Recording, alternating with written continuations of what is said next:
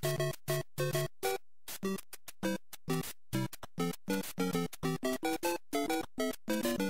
everyone, this is Keegan83 and welcome to another edition of the Super Gaming Network. It has been a long time since I've done any videos for this channel over the past few months, especially with the last episode of this series coming back in early October when I did an update to Batman Arkham City. Well, I'm back now. This is my first video in 2012, and I'm happy to be back on the air doing this once again. Now, today's episode is going to be a little different compared to the previous episodes of the series, well, at least most of them.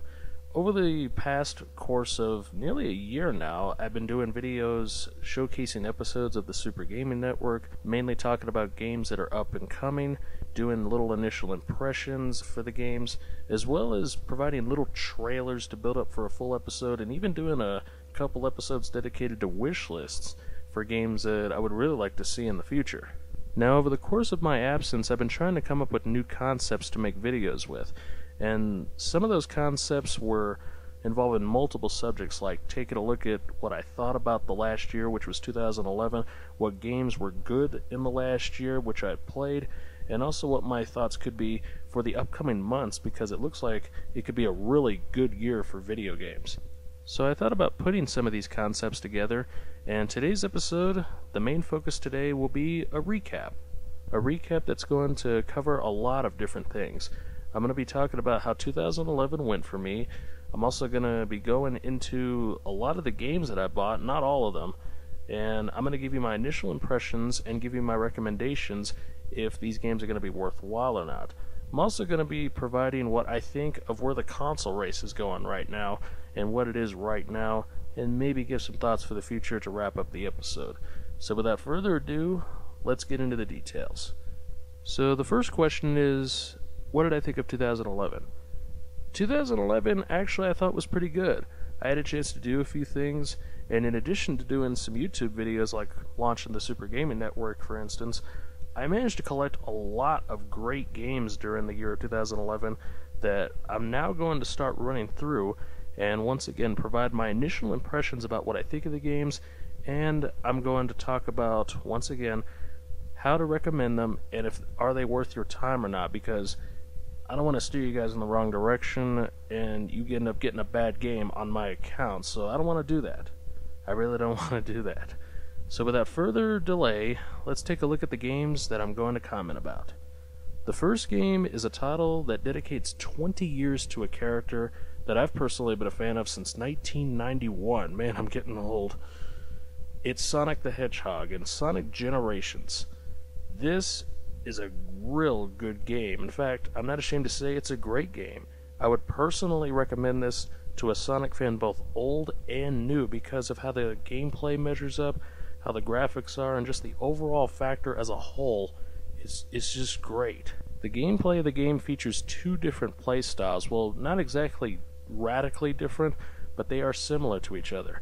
On one side, you have the classic Genesis Sonic from the old Genesis days, the generation I grew up with when Sonic first got introduced, and the modern gameplay which has been present during this generation of hardware like the Wii, PlayStation 3, and Xbox 360, which was first featured in games like Sonic Unleashed.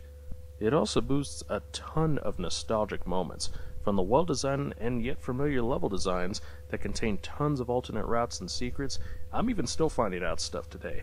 There's boss fights that are a lot of fun, featuring some of Sonic's iconic rivals from the past, and the little collectibles and custom soundtrack options combined with the already well-done soundtrack on default makes for a great game as a whole.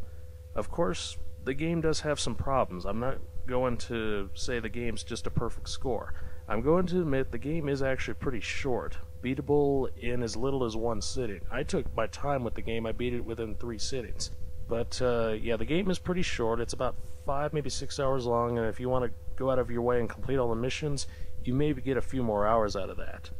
Plus, the story is, though it is well written in spots, it definitely could have been better. There are some missed opportunities for the story, especially since it's an anniversary title. Not to mention the final boss. Doggone it, the Time Eater. The Time Eater is not exactly the greatest boss in the world. At least we get to fight Eggman at the last boss, which has been present over the last year or two, so that's a good thing. But yeah, the final boss, not exactly the best in the world. But even with all the things that I've said, Sonic Generations is still a lot of fun. I haven't enjoyed a Sonic title like this in years, and I sincerely hope that the next games are this great as well. So in conclusion, go get Sonic Generations. If you're an old school Sonic fan like me from the Genesis days, or if you're a modern day Sonic fan who enjoys titles like Sonic Colors, Sonic Unleashed, there's definitely something for everyone for this game. I definitely recommend you picking this up. Oh, and by the way, in case you hadn't noticed, my voice is a little bit clouded because, well, it's in the middle of winter and I'm guessing the seasons are changing on me, so I do apologize for that. Now, speaking of the next games, let's move on to a game that a lot of people were looking forward to when it finally came out. Batman Arkham City. Oh yeah. Is there really anything to say about this game that hasn't already said about Batman Arkham City? This game is awesome. You thought I was going to cuss there, didn't you? Well, I didn't. Anyway, this game will put a smile on a Bat fan's face. The atmosphere, the overall roster of characters, the graphics, the depth, the gadgets, the combat, and a story that left me speechless at the end. Batman Arkham City is the bomb, and I definitely recommend you guys pick this game up, especially for people who like the original Batman Arkham Asylum game, or if you're just getting into the Batman games. I would definitely advise taking a look at this game and what Rocksteady has done to bring you from what some people may even call it the ultimate Batman experience. By the way, Nightwing is freaking awesome to play in the challenge maps. I can't say that enough. Next on the list is a game that some people would call some of the best games ever made, especially for the Sony PlayStation. Uncharted 3: Drake's Deception. I will admit, this was a game that I was personally skeptical with, even though I wanted a third game in the Uncharted series. I was asking myself over the coming months of its release, what else can Naughty Dog do after the huge acclaim that Uncharted 2 got, which is personally my favorite in the series? Overall, it's still a great title. The gameplay still works pretty well. The graphics are great. They're definitely among the high standards of now what the PlayStation can do nowadays, and the puzzles also present a bigger challenge. And some of the set pieces are some of the best for technological achievement on the PlayStation 3 as a whole. The multiplayer is also a nice thing to do afterwards once you've completed the main story. I do have to say, however, Uncharted 3 is not the game to get a perfect score, and I mean that for a few reasons. For one thing, the enemy placement I found was pretty frustrating to me. It's probably just me, but I swear the enemies spawns right next to you and you don't even see it coming. They're even placed in awkward positions, and there's times some of the set pieces get spoiled by the enemy placement. Among other things is that some of the levels I haven't really found as memorable this time around compared to the last game. There are times where it seems that the game feels a bit rushed just to meet that November 1st deadline, including the multiplayer, which I have definitely run across a few things like getting blown up when I wasn't even near a grenade, or even getting hit 3 feet away from an opponent. But even with everything that I've already said, it's still a solid title. I definitely recommend the Uncharted fans pick it up, especially if you want to get into a game among this genre that presents a pretty good quality experience. And I mean a real good quality experience. But is it worth the perfect 10s reviewers like IGN gave it? Unfortunately, no. I'll go into more in depth about Uncharted 3 if I ever do a full-blown game review on it, where I'll go full in depth to what I think of the game. That way you guys get a good, honest opinion about the game, and I'm not just outright bashing it. It's still a fun title, but I still think Uncharted 2 is the better game. Once again, I'll do a full-blown game review when I get a chance, and I'll go into more in depth on it. Now, as we continue on to the next game, I have to say, 2011 was also a great year for movie games. I'm not kidding. Despite the checkered history of games based on films, especially for superheroes and famous cartoon characters and even game characters who have gotten into films, it was still a pretty good year for games based on movies, and the quality seems to be going up a little bit. Up next is a game that I was hoping that would be good, and it's called Green Lantern: Rise of the Manhunters. While it didn't sell as much, at least according to the Video Game Charts website, this game still turned out to be pretty decent. The gameplay took on a simple beat-em-up style for most of the levels, but it did manage to get the job done in both the controls responding well enough and the depth of the Green Lantern powers called constructs and the upgrades for the Green Lantern combat itself. The graphics are also pretty good, though it pales in comparison to what games like Batman Arkham City and Uncharted were able to muster up for the PlayStation, which is the console I got the Green Lantern game for. So for the most part, the graphics, like the gameplay, they do a pretty good job of getting the job done. The game is also pretty short though. It's not very long, there's only 10 levels, and plus even on the hardest difficulty, the game's still pretty easy, especially during co-op, which does have a neat little two-player feature, and you can score some of the extra achievements with. I actually have a chance to platinum that game if I ever get around to it. It's also very straightforward with its levels. There's no alternate paths to the levels themselves, and there's really not any secret stuff to pick up in the game's levels. Granted, there are a few little hidden goodies, but there's not really much to replay for, unless you just want to beat up a bunch of thugs again. All in all, the game is still a good rental or a buy at a discounted price. It's a good game with good quality, which is what I was hoping for the Green Lantern game. So check it out if you do get a chance, especially if you want to try a Green Lantern game starring the Green Lantern himself. Next up is another game based on a movie, and it's called Captain America's Super Soldier. This was another game I was hoping that would be good, and thankfully it was. It was actually published by Sega, who's really starting to do well with their games outside of the Sonic universe. And Next Level Games, the maker of the Mario Strikers games, they developed this one, which is one of the rare games that they actually do outside of a Nintendo console. Though I will admit, while the graphics are not quite as detailed as other titles, the gameplay is still pretty decent. It's a mixture of Batman Arkham Asylum with its combat, and it does have some acrobatic platforming which sort of resemble Prince of Persia, though it's not exactly spot on. It's more automated than what Prince of Persia is. And there's also a bit of extra content to do after finishing the main story. It includes challenge missions and even get a chance to roam around the free roaming world that you visit in the entire game's story. So you can continue exploring that world and pick up the extra hidden goodies that you may have missed and score, once again, more achievements. I would pretty much consider this game the same way as the Green Lantern game. You can rent it or buy it at a cheap price, especially for fans who have been waiting for a Captain America game since 1991, which was the last time the Captain had a game of his own, especially on consoles, let alone the arcades. It's also nice to see Sega finally get a good Marvel game again. They were 0-4 with their previous movie tie-in games with Marvel characters, so it's good to see Sega finally break the losing streak in this area. Oh yeah, there's one last game that I do want to bring up, and it's a Lego game.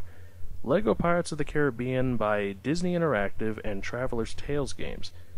This is actually a pretty good game. I actually got this on the Wii, which is something that I'm going to be getting to later, but I got this title on the Wii, which is where I also got Lego Indiana Jones and Lego Batman. Lego Pirates actually takes all 4 of the current Pirates films thus far up to date. There'll be a 5th one coming in the future. And it puts all the movies so far onto one game in Lego form.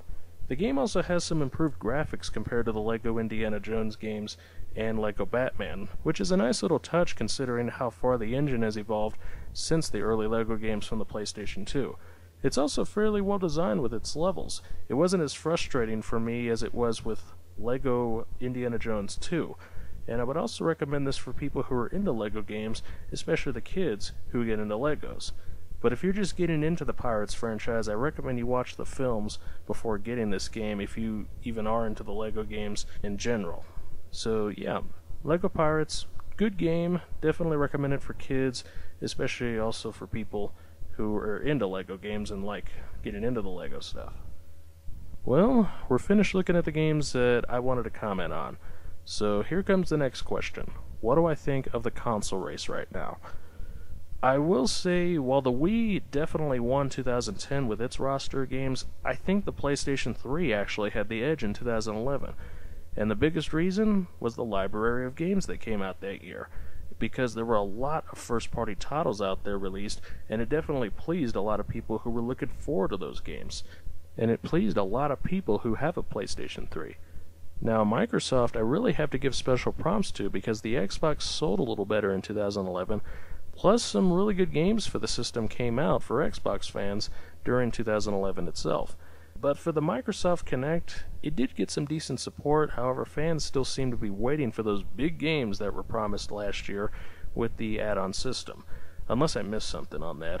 If I did, I apologize for that. Of course, the reason that there may not be any major Kinect games coming out at this point is because developers are starting to work on the next generation, which have been codenamed the Wii U, the PlayStation 4, and the Xbox 720 with a quote-unquote Kinect 2. Being that we are starting to head towards the twilight of this generation, yeah, we're starting to hear the news about the 8th generation of systems. But only time will tell about the Kinect. The Xbox did do better, and there are still some good titles on the way. Halo 4, anyone? And now my thoughts on the Nintendo Wii for 2011. Well, as far as my thoughts go for the Wii, things have really slowed down for Nintendo from 2011. Some say it was the worst year that Nintendo ever had, and others say that Nintendo should just outright abandon the motion controls concept from the Wii and just go back to making great games featuring HD like Sony and Microsoft. I can't agree with some of the complaints, actually. In regards to things like franchises being absent on the Wii, F-Zero and Star Fox, and the drought of games throughout the year, which definitely took a toll on the Nintendo Wii system itself. It wasn't all bad in 2011, however. There were a few titles that were worthwhile, like LEGO Pirates of the Caribbean, Kirby's Return to Dreamland, and one of the biggest, probably the biggest Wii title from last year, Legend of Zelda Skyward Sword, which a lot of people were looking forward to. So it wasn't so bad, but it was definitely a quiet year for the Nintendo Wii system. Plus, Nintendo was focusing on the 3DS for 2011. Oh right, the handhelds. I forgot the handhelds. To be honest, I don't really have anything to say about the handhelds for 2011. The 3DS is still fairly new, and the PS Vita is just getting ready to launch here in America. In fact, by the time this is uploaded, it may already be launched. So in comparison, I do have to say I like the 3DS. It's got some good technical specs, and I think it's really starting to gain steam with some of the great games coming out nowadays. So maybe one day, if I ever pick it up, I'll go into more in depth of what I think about the games, especially since I'm waiting for a few more to come out in the pipeline. The PS Vita, however, well, I like the system. You can definitely do a few things, but I'm really only looking forward to one game on that system if I ever pick up the handheld. Overall, I am looking forward to seeing what games and announcements come out for 2012. There's a few games already mentioned, and there are a few that have already come out, like Final Fantasy XIII 2, Gotham City Imposters, and even a sequel to Shank called Shank 2, and we've also seen a couple of games based on the retrospect, like Jak and Daxter's Collection, which has just been launched on the PlayStation 3, The Simpsons, old arcade game from 20 years ago, got re-released, and there's even another title called Burger Time World Tour, which I'll be picking up in the future. So far, 2012 is starting to look pretty bright. So, where can we go from here with the console race? Well, Sony had a great year. We'll start with Sony since they pretty much won 2011 with its roster of games. And then we'll get to Microsoft. Lastly, we'll get to Nintendo because they kind of brought up the rears for the Wii in the last year. So for Sony, can they keep up that momentum from last year? They had so many good titles like Uncharted 3, there was a Ratchet and Clank game which was called All for One, Infamous 2, and Twisted Metal's coming out pretty soon, so yeah. Can Sony keep that momentum? And even though they may be the last company to announce their next system, which could be dubbed the PlayStation 4, can they keep that momentum? That's the big question there. And I guess I'll just ask it one more time. Can Sony keep that momentum and continue to be successful as we're really starting to get into 2012? Now for Microsoft's actually been kind of quiet over the last couple of years. They've been continuing to promote the Kinect, and even though they have promised support for it, we're still now getting into developing the new range of systems, so perhaps Microsoft, they may just be coming up with enough right now just to keep the Xbox 360 alive, given that it is the oldest console right now on the market. And, well, only time will tell right now for the Xbox. But we're still getting games like Halo 4. There's been talk of maybe a few other things. So Microsoft, they built some good momentum last year. Hopefully they can keep it up. One thing I would like to see, though, is them to actually get an actual mascot for their next system, maybe. I mean, it's not that I don't like Halo. Halo's, what I hear, is a really good franchise. So I don't have anything against Halo. It's just that, well, it's still a first-person shooter game. And Microsoft doesn't exactly have a full-blown mascot like a Sonic for Sega or Mario for Nintendo. It'd be kind of nice if Microsoft had another title to help push the system. Once again, only time will tell for Microsoft. They built some good momentum. Maybe they can keep it up as well. Now we come to Nintendo. It seems to be a recurring theme a little bit for this episode. For Nintendo, right now, pretty much what I can say for Nintendo is that they have nowhere to go but up right now. And so far they are starting to gain back some of the momentum that they lost last year. They're going to be launching a new system this year called the Wii U, which sounds like it's shaping up pretty well, but we're not really going to see a full-blown reveal until E3 2012 this June. So they have that to look forward to. I'm actually looking forward to the Wii U. Another thing that Nintendo's also doing pretty well with right now is the 3DS. The 3DS is starting to get some really good titles, like Super Mario 3D Land, Mario Kart 7, and pretty soon, Kid Icarus, Luigi's Mansion 2, a new Paper Mario, a new Mario Tennis. Now, aside from the Mario games, there's a chance Sonic might appear on the console. There's Metal Gear and Kingdom Hearts titles coming out, and Resident Evil Revelations also just came out on the system. So right now, the 3DS is starting to build that momentum that Nintendo needed. Though the launch was pretty slow for the system, it's once again gaining steam, and I really like how the 3DS is going. So, who knows? One day, I might pick up a 3DS and take a look at it. And if I ever go into depth on what the games are like, I'll definitely let you guys know. The PS Vita, in the meantime, and this is going back to Sony, this is also a system that can pretty much go nowhere but up. The system, though it sold well when it first came out, has been doing pretty bad lately. In fact, I've been seeing a commercial lately where it's now kind of like the McDonald's Monopoly thing.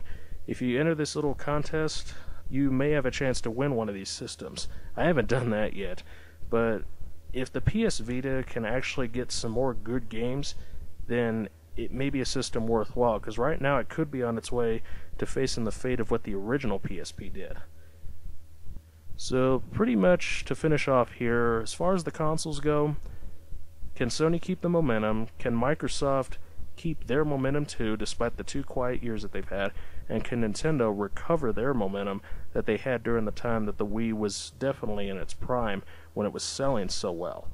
And can it get back a lot of good games and titles that have been familiar to the fans for a long, long time, especially when it comes to bringing back franchises like F-Zero and Star Fox, while still doing good Mario games, Legend of Zelda, and from what I hear, also Pikmin's coming back. But for now, I'm going to save the Wii U thoughts for a little bit later in the year as we start getting closer to E3. Well, everyone, this wraps up yet another episode of the Super Gaming Network.